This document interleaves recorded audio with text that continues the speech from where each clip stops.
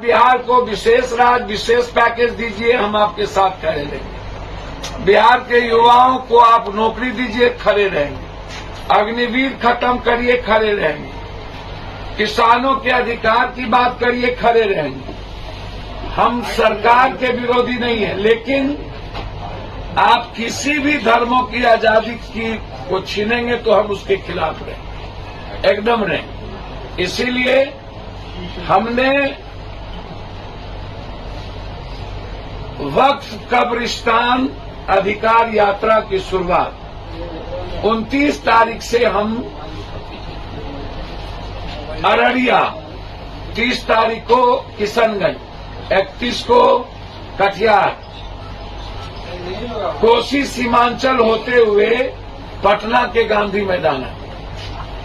हम वक्फ की कमेटी के सारे मेंबर से हम बात कर रहे हैं। इमारतें सरिया से लेकर इस्लामिक जितने इदारा हैं, मिल्ली काउंसिल से लेकर के सबके इदारे के जो चीफ है उनसे मेरी बातचीत हुई है। हमने अन्य धर्मों के लोगों से भी बातचीत की है। यदि इस तरह यह काला कानून लाते गए और कभी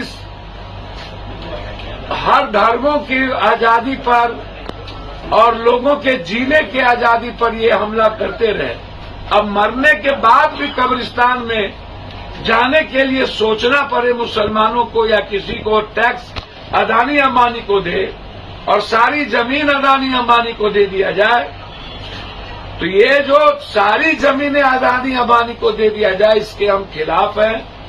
मरने के बाद कब्रिस्तान का अधिकार के हम खिलाफ हैं। वक्फ जो बिल्कुल रिलीजन से जुड़ा मामला है, जो मुसलमान से जुड़ा मामला नहीं है, उसके जीने से जुड़ा मामला है, या इस पर जो इन्होंने डिफाइन किया है यह काला कानून है। मेरे जीते जी, पप्पू यादव के जीते जी किसी धर्मों की आजादी पर, उनके अधिकार पर हमला हम नहीं होने दें। और हम इसकी लड़ाई सीमांचल कोसी होते हुए हम पटना के गांधी मैदान आएंगे और सदन में यदि इस काला कानून को लाया गया तो हम उसकी पूरी जोर विरोध करेंगे। जरूरत होगी तो उस कानून के खिलाफ आग पार की लड़ाई लेंगे। लेकिन मेरे जीते जी किसी भी कीमत पर वक्फ कब्रिस्तान या किसी भी धर्म की आजादी पर कानून ला करके उसकी आजादी छीना जाए, ये नहीं होने। धन्यवाद। यात्रा सत्ता की, कुर्सी पाने की, सियासत की यात्रा होती है। कोई भी ऐसा नेता जो यह नहीं कह सकता हो कि उन्होंने कभी लाठी खाया हो, कभी संघर्ष किया हो, किसी गरीब की मदद की हो, चुनावी साल के पहले उनका कोई बिहार के संदर्भ में कोई मतलब हो ना, ऐसे ऐसे नेता देश में आ गए जो हमेशा बैक दरवाजे से देश के संविधान, लोकतंत्र के लिए खतरा रहते हैं, समाज के लिए खतरा रहते हैं। और उनकी यात्रा होती है सिर्फ सत्ता, सियासत, कुर्सी के लिए। उनकी यात्रा गरीबों के लिए नहीं होती, किसानों के लिए नहीं होती। तो बिहार में जो लोग, चाहे सत्ता वाले लोग हों, चाहे विपक्ष हो, चाहे कोई और हो, उनकी यात्रा जो है बिल्कुल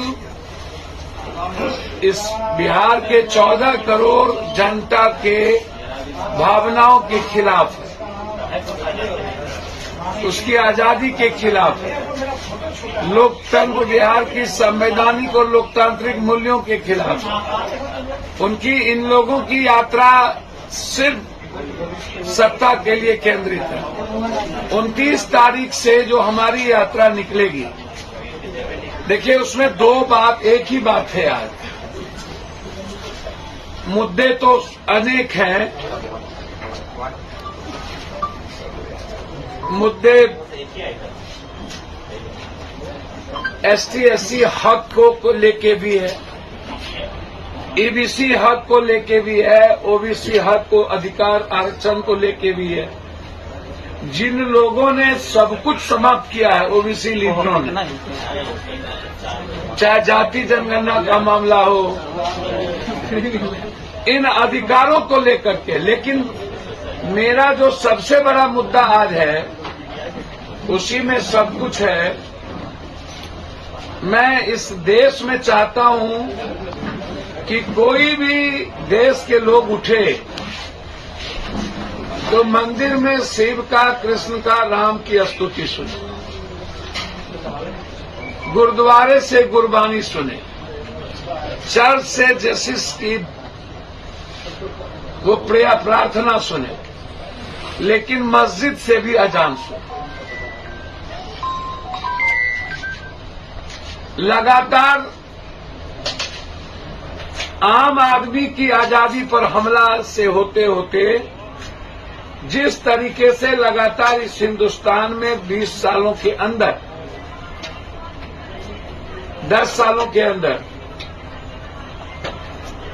मुसलमान खाएगा, मदरसा में क्या पढ़ेगा, दलित की पढ़ाई होगी कि नहीं, जो पढ़ेंगे वो इनसे पूछेंगे मदरसा की पढ़ाई में क्या होगी, जिएंगे कैसे, खाएंगे क्या, घर बनाएंगे तो इनसे पूछेंगे। और अब मरने के बाद कब्रिस्तान में जाएंगे तो टैक्स अदानी अंबानी को देंगे, इनसे पूछेंगे।